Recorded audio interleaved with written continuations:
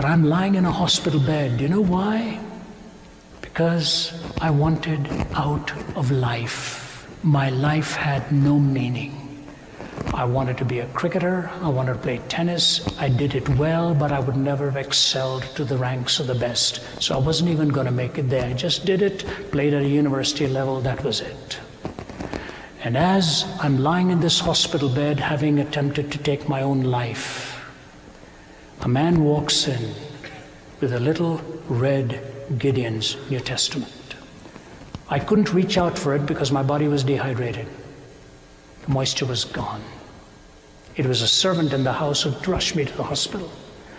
And my mother takes that Bible that he gives and she says, "You really can't stay here. My son is in critical condition." And he said, "Ma'am, your son needs this more than anything else." And so he opens to John chapter 14, where Jesus is talking to Thomas. "I'm the way, the truth, and the life. No one comes unto the Father except through me." And then he goes on in verse 19 and says, "Because I live, you also shall live." The power of the Word of God to crack open this encrusted heart of a young man who'd never had the wisdom to open it before. And I begin to pray. And I say, "Lord, if you are the Lord of life, take me out of this hospital room. I will leave no stone unturned in my pursuit of truth." That day is so vivid in my mind. Every time I go to Delhi, my home city in India, I always take a taxi and I go and park outside that hospital room, and I just saw the hospital building, and I just sit there for about 10 or 15 minutes and recall what happened when I was 17 years old. Happened with the Word of God. Happened with the Word of God.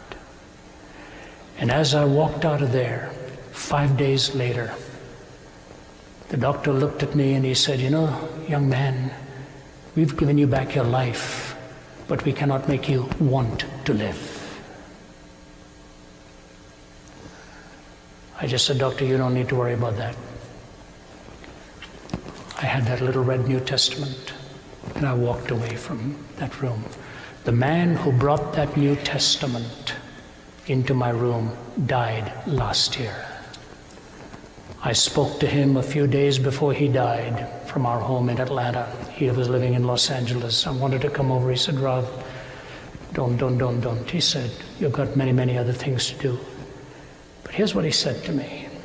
He said, "I just want to say to you, I sit down sometimes and watch you on YouTube, and the tears run down my face, and I think to myself, the main reason God brought me into this world was to bring that Bible to you."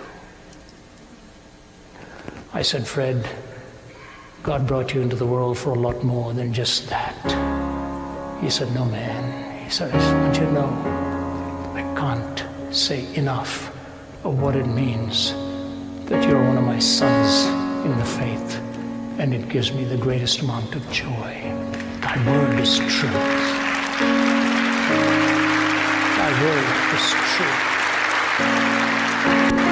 If there is just one application you take away from tonight, can I urge you to open the scriptures and make it a commitment to read the Gospel of John.